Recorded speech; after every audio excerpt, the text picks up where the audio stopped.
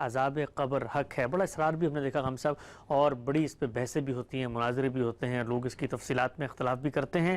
کہا جاتا ہے کہ بہت ہی بنیادی اور اہم نقطہ ہے، آپ اس کو مانیں گے تب آپ سنی کہلائیں گے۔ اس میں کیا شبہ ہے کہ یہ ان لوگوں کے ہاں تو اسی طرح پیش کیا جاتا ہے، لیکن عذاب قبر کے بارے میں کیا بحث کی گنجائش نہیں ہے؟ اگر آپ غور کریں تو جو لوگ اس پر بحث کرتے ہیں وہ اس زاویے سے بحث شروع کر دیتے ہیں کہ اللہ تعالیٰ نے قرآن مجید میں یہ بتایا ہے کہ میں تمہیں اپنے سامنے کھڑا کروں گا، تم حشر کے میدان میں اٹھو گے، وہاں تمہارے اعمال نامے تمہارے ہاتھ میں دیے جائیں گے، میزان لگائی جائے گی، ہر شخص کا فیصلہ ہوگا۔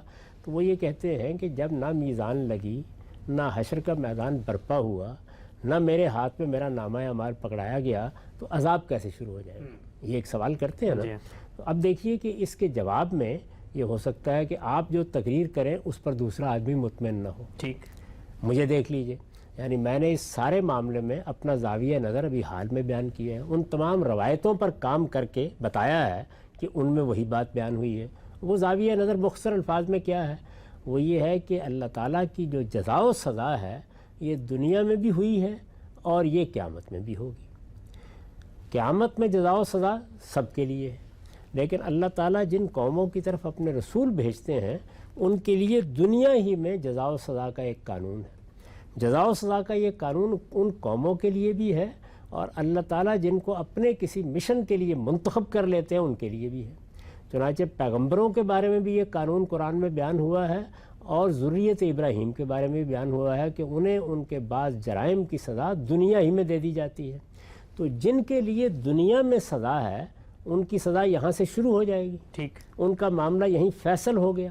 جب یہ معلوم ہو گیا کہ ان کے لیے اب کسی حساب و کتاب کی ضرورت نہیں ہے، تو اگر ان کے لیے اللہ تعالیٰ نے قرآن مجید میں یہ بیان کیا کہ ان کا ٹھکانہ انہیں صبح و شام دکھایا جاتا ہے، تو اس میں کوئی چیز اصول کے خلاف نہیں ہے۔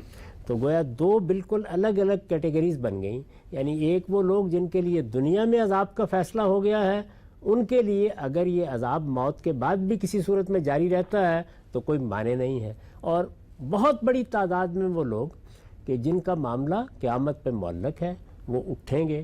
جب اٹھیں گے تو اس وقت ان کے بارے میں اچھا یا برا جو فیصلہ ہونا ہے وہ ہو جائے گا۔ تو ظاہر ہے کہ یہ بالکل الگ الگ تقسیم ہو گئی۔ تو میں نے اس کو باقاعدہ ترتیب دے کر بیان کیا ہے، اور بہت سے موقعوں پر بیان کیا ہے کہ اگر آپ غور کریں تو سورہ توبہ میں یہی تصویر ہمارے سامنے رکھی گئی ہے۔ یعنی ایک طرف وہ لوگ ہیں کہ جن کا اللہ تعالیٰ کے دین کی طرف سبقت کرنا مسلم ہے، انہوں نے اللہ کے دین کو سنا، پیغمبر کی بات سنی، وہ لپ کے انہوں نے اس کو قبول کیا، اپنا سب کچھ اس کی نظر کر دیا۔ اس کی ایک بڑی نمایاں مثال شہداء ہیں۔ تو اللہ تعالیٰ خود قرآن میں یہ بتاتے ہیں کہ جیسے ہی یہ لوگ اس دنیا سے رخصت ہوتے ہیں تو ان کے لیے قبر میں بھی، قبر سے مراد یعنی برزخ، وہ دنیا جس میں ہم رہتے ہیں اور وہاں سے اٹھائے جائیں گے، تو یہ فرمایا کہ ان کے لیے اللہ کی عنایتیں شروع ہو جاتی ہیں، عند ربہم یرزقون، اور یہ بتا دیا کہ ایک نوعیت کی زندگی انہیں دے دی جاتی ہے۔ تو یہ کہاں ہو رہا ہے؟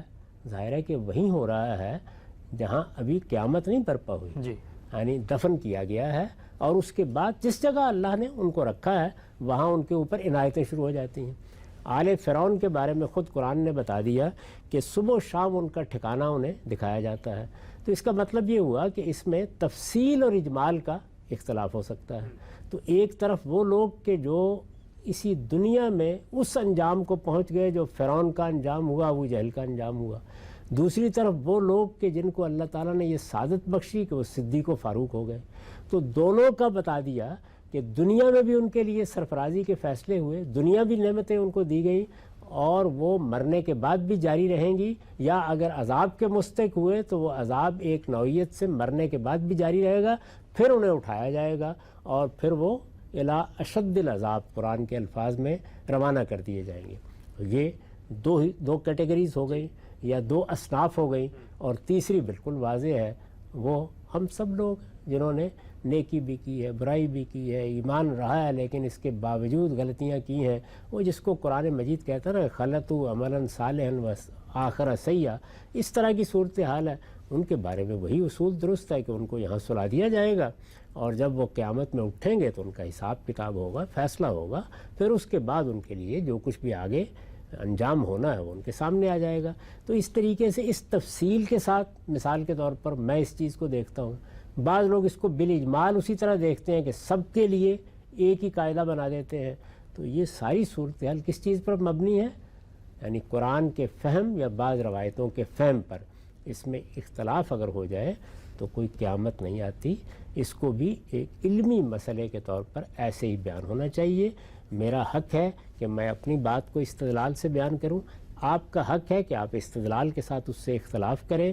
اس اختلاف پر اور اس اتفاق پر مکالمہ بھی ہو سکتا ہے، اس پر دلائل کا تبادلہ بھی ہو سکتا ہے، لیکن اس کو اس طرح عقائد کی فہرست پہ رکھ دیا جائے گا تو یہ گویا انسانوں کے فہم کی بنیاد پر ایک ایسی چیز کو ایمانیات بنا دینا ہے جو ہمارے حدود سے ماورا ہے۔ ٹھیک، کونسل نقطہ آپ نے واضح فرمایا۔ چند چیزیں اطلاقی طور پہ اس موضوع سے متعلق میں آپ سے جاننا چاہتا ہوں۔ یہ بتائیے گا، بعض لوگ یہ کہتے ہیں کہ جی قرآن مجید کے اندر عذاب قبر کا کوئی ذکر نہیں ہے، اس بنیاد پر ہم جو بھی بحث کریں گے وہ تو اب حدیث کو سمجھنے کی بحث ہے، قرآن کی بنیاد پہ کوئی بحث نہیں ہو سکتی۔ جو تینوں کیٹیگریز آپ نے بتائیں، کیا قرآن مجید کی آیات ان تینوں کیٹیگریز کو اسی طریقے سے کوالیفائی کرتی ہیں؟ میں نے کبھی آپ کے سامنے ذکر کیا، یعنی ہر آدمی کو یہ معلوم ہے، ہمارے ہاں یہ آیات بہت وضاحت سے پڑھی جاتی ہیں۔ سورہ بقرہ میں بیان کر دیا ہے کہ وہ لوگ جو اللہ کی راہ میں مارے جاتے ہیں ان کو تم مردہ نہ کہو۔ آل عمران میں بیان کیا ہے، اور یہ بتایا ہے کہ عند ربہم یرزقون، اللہ کے ہاں ان پر عنایتیں ہو رہی ہیں، اور یہ ظاہر ہے کہ اس دنیا سے رخصت ہو جانے کے بعد کا ذکر ہے۔ اسی طرح سورہ مومن میں آل فرعون کے بارے میں بتایا ہے کہ ان کو ان کا ٹھکانہ صبح و شام دکھایا جا رہا ہے، اور جب پھر وہ قیامت میں اٹھائے جائیں گے تو الی اشد العذاب بھیج دیے جائیں گے۔ تو یہ تو بالکل طے ہو گیا، یعنی خود قرآن نے بتا دیا کہ ایک کیٹیگری ان لوگوں کی ہے جن کے لیے اللہ کی عنایتیں فوراً بعد شروع ہو جاتی ہیں، اور اسی طریقے سے وہ لوگ بھی ہیں ان کے مقابل میں جنہوں نے یہاں اللہ کے رسولوں کا انکار کیا، جیسے کہ فرعون کی مثال قرآن میں آ گئی، ان کے لیے مرنے کے فوراً بعد ایک نوعیت کا عذاب شروع ہو جاتا ہے۔ اب رہ گئے باقی لوگ، تو ان کے بارے میں خود قرآن سورہ توبہ یہ بتا رہا ہے کہ وہ بھی توبہ کریں اور اللہ کا پیغمبر بھی ان کے لیے توبہ کرے۔ اس کا مطلب ہے معاملہ معلق ہو گیا، تو جن کا معاملہ معلق ہے وہ سلائے جائیں گے۔ روایتوں میں بھی یہی تفصیل معلوم ہوتی ہے، تمام روایتوں کو جمع کر کے میں نے اس پر کام کر کے بتا دیا ہے کہ اس میں بھی یہ تینوں اصناف بالکل الگ الگ، بالکل نمایاں ہو کے سامنے آ جاتی ہیں۔ تو اس معاملے میں نے پھر عرض کیا کہ یہ میرا فہم ہے، کسی کا فہم اس سے مختلف ہو سکتا ہے۔ اگر کسی کا فہم اس سے مختلف ہے اور وہ معاملے کو ایک دوسرے زاویے سے دیکھ رہا ہے تو اس کو دیکھنے کا حق ہے۔ ہم اس کی غلطی، اگر غلطی ہے تو واضح کریں گے، اس سے زیادہ اس معاملے کو نہیں بڑھانا چاہیے۔ ٹھیک ہے، صحیح نقطہ آپ نے واضح فرمایا۔ صرف ایک شاید لوگوں کی دلچسپی کا سوال ہو، روایتوں پہ آپ نے کام کیا، تفصیلی کام وہ دیکھا بھی جا سکتا ہے، عذاب قبر کی روایتیں ہم صاحب نے ان پر کام کیا۔ ایک چیز جو عام طور پہ اسی عذاب قبر کی تمہید کے طور پہ بیان کی جاتی ہے وہ یہ کہ قبر میں جب بندہ جائے گا تو اس سے کچھ سوال ہوں گے کہ تمہارا رب کون تھا، تمہارا دین کیا ہے، اور پیغمبر کے بارے میں۔ تو جب آپ نے روایتوں پہ کام کیا تو وہاں پر یہ تفصیلات بھی سامنے آتی ہیں، ان کی کیا حقیقت ہے؟ میں نے اس میں بتا دیا ہے کہ یہ سوال ان لوگوں سے کیا جائے گا جن کی طرف پیغمبروں کی براہ راست بعثت ہوئی، اور پیغمبر کو ماننا نہ ماننا ہی گویا ان کے لیے بنیاد بن گیا۔ اچھا، یہ صراحت ہے روایتوں میں؟ یہ بالکل پوری طرح واضح ہو جاتا ہے، اس کے میں نے دلائل بیان کر دیے ہیں، ان روایتوں کی شرح کر دی ہے، وہ شائع ہو چکی ہے، اس کو دیکھا جا سکتا ہے۔ لیکن پھر عرض کر دوں کہ کوئی دوسرا آدمی اس معاملے میں مجھ سے مختلف زاویہ نظر رکھ سکتا ہے۔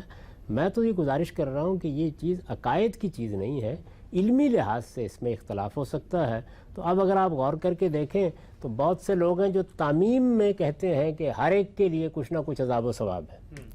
اچھا، اسی طریقے سے میں نے اپنا نقطہ نظر بیان کر دیا کہ نہیں، اس میں تین الگ الگ اصناف ہیں اور تینوں کے ساتھ اللہ تعالیٰ کا معاملہ ایک دوسرے سے مختلف ہے، اور یہ بتا دیا کہ یہ عذاب ان کے لیے ہے جن کے لیے دنیا میں عذاب کا فیصلہ ہو گیا، اور یہ ثواب ان کے لیے ہے جن کے لیے دنیا میں ثواب کا فیصلہ ہو گیا، اور اس کے اصول، اس کے قاعدے خود قرآن مجید نے بیان کر دیے ہیں۔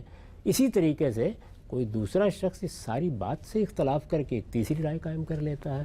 تو میں صرف یہ گزارش کر رہا ہوں کہ ایسی چیزوں کو باہمی مناظروں کا موضوع بنانا، ان کی بنیاد پر کسی کی تکفیر کرنا، ان کی بنیاد پر کسی کو فاسق قرار دینا، اصل خرابی وہاں پیدا ہوتی ہے۔ یہ پوری مسلمان امت ہے، یہ رسالت مآب صلی اللہ علیہ وسلم کی امت ہے، اس لیے بار بار یہ توجہ دلائی جا رہی ہے کہ اس امت میں جو لوگ بھی شامل ہیں ان کے لیے ایمانیات وہی ہیں جو اللہ کے پیغمبر نے بیان کر دیں، جو قرآن مجید نے بیان کر دیں۔ یہ سوال آخر رسالت مآب صلی اللہ علیہ وسلم کے سامنے جبریل نے آ کے رکھا کہ ایمان کیا ہے، کیوں رکھا؟ اسی لیے رکھا تاکہ وہی ایمانیات ہمیشہ رہیں، اس میں ہم اپنی تحقیقات کو اس طریقے سے شامل نہ کریں۔ تو یہ علمی تحقیقی چیزیں ہیں، ان میں اختلافات بھی ہوتے ہیں، اتفاقات بھی ہوتے ہیں، ان کو کسی خاص مدرسہ فکر کے عقائد بنا کے پیش کرنے کے نتیجے میں آپ ظاہر ہے کہ پھر امت محمد صلی اللہ علیہ وسلم کو 2 یا 3 یا 4 یا 5 حصوں میں بانٹ دیں گے۔ نہیں، یہ پوری امت محمد الرسول اللہ کی امت ہے، یہ سب لوگ مسلمان ہیں۔ جو لوگ بھی اپنے آپ کو مسلمان کہتے ہیں، نہ میرا حق ہے نہ آپ کا حق ہے کہ ہم اس کو چیلنج کریں۔ ہاں، ان کے فہم کی غلطی اگر ہم کسی معاملے میں محسوس کرتے ہیں تو اسے ضرور بیان کریں گے، اس کی تفصیل بھی کریں گے اور ان کے سامنے اپنا نقطہ نظر دلائل کے ساتھ رکھیں بھی۔ اے کاش لوگ اس اصول کو اختیار کر لیں کہ یہ مسلمان امت ہے جس کے ساتھ ہمارا مکالمہ ہو رہا ہے۔ جب مکالمہ ہو رہا ہے تو یہ مان کر مکالمہ ہو رہا ہے کہ خدا کے بندو، تم اللہ کو مانتے ہو، اللہ کے رسول کو مانتے ہو، تم قرآن کو مانتے ہو، آؤ اس معاملے میں اگر تم سے کوئی غلطی ہو رہی ہے تو ہم اس کی وضاحت کر دیتے ہیں۔ اور یہ بات کرنے کا حق ہر طبقہ فکر کو حاصل ہے، ہر صاحب علم کو حاصل ہے۔